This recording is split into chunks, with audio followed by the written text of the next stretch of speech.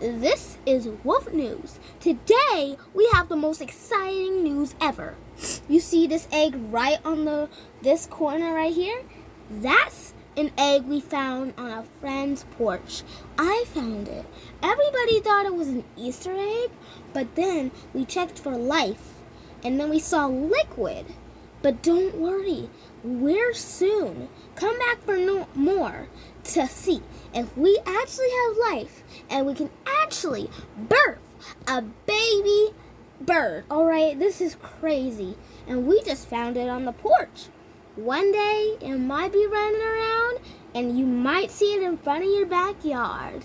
Come back for more Wolf News.